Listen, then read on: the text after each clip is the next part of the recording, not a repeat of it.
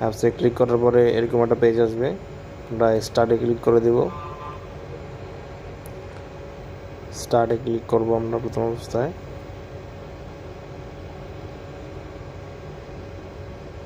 স্টার্টে click করার পরে আমাদের এরকম একটা পেজ আসবে। ইন্টারনেট কানেকশন টাইপ ডিএসসিপি যে লেখাটা আছে, এই ডিএসসিপি লেখাটা থেকে আমরা ক্লিক করলে আমাদের হচ্ছে পিপিপিওই লেখাটা আসবে, একদম সবার উপরে যে লেখাটা ওটা আমরা ক্লিক করে দিব। দেখেন আমি আবারও দেখাচ্ছি, পিপিপিওইতে ক্লিক করব। পিপিপিওইতে ক্লিক করলে আপনার হচ্ছে ইউজার নেম পাসওয়ার্ড দেখাবে, আইএসপি ইউজার নেম এমনকি পাসওয়ার্ড। আপনারা হচ্ছে আপনাদের আইএসপি থেকে ইউজার নেম পাসওয়ার্ড কালেক্ট করে নেবেন। তো আমার এটা আগেই কালেক্ট করা আছে। দেখেন এই পিপিপিওইতে ক্লিক করার পরে এই অপশনটা আসছে। তো আমি হচ্ছে ইউজার নেম পাসওয়ার্ড দিয়ে দিব। তো আমার আইএসপি থেকে যে ইউজার নেম নিয়েছিলাম, আমি পাসওয়ার্ড নিয়েছিলাম, এটা আমি এখানে অ্যাপ্লাই করব।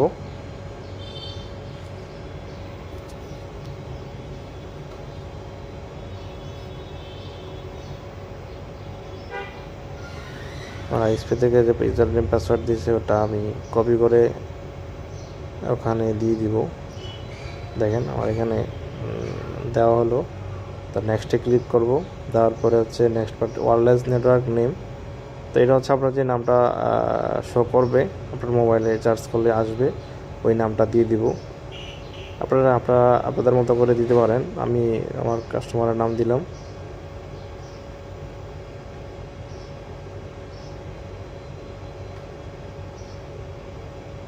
দিব পাসওয়ার্ড দেওয়ার পর agree to turn on emergency update, এটাতে ক্লিক করে দিয়ে দিব, দিয়ে অ্যাপ্লাই দিব।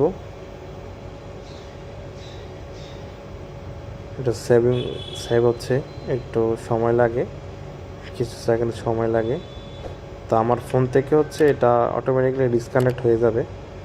তো ডিসকানেক্ট হয়ে গেলে ভয় পাওয়ার কিছু নেই। আমরা হচ্ছে ওয়াইফাই যে চেন্ডারটা আছে মোবাইলের, ওটাতে যাব, গিয়ে হচ্ছে সার্চ করলেই হচ্ছে আমাদের যে নামটা দিয়েছি ওই নামটা চলে আসবে।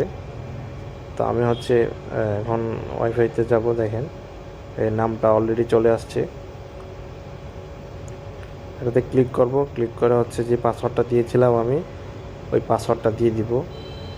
দুঃখিত এটা ব্ল্যাঙ্ক আসার জন্য, কারণ হচ্ছে এটা পাসওয়ার্ড দেওয়ার সময় ওটা একটা স্ক্রিন রেকর্ডের একটা প্রাইভেসি, এই জন্য আসে না, আপনাদেরটা আসবে। তো দেওয়ার পরে কানেক্ট দেওয়ার পরে কিছু সেকেন্ড সময় নেবে। তো নেওয়ার পরে কানেক্টেড, দেখেন এখানে আমার এখানে কানেক্টেড লেখা চলে আসছে। তার মানে আমার একটা সাকসেসফুল 100% ওকে। দেখেন এটা কানেক্টেড হয়ে গেল। তো কানেক্টেড হয়ে যাওয়ার পর আমি হচ্ছে একটু ব্রাউজ করে দেখবো যে আমার কনফিগারেশনটা ঠিক আছে কি না।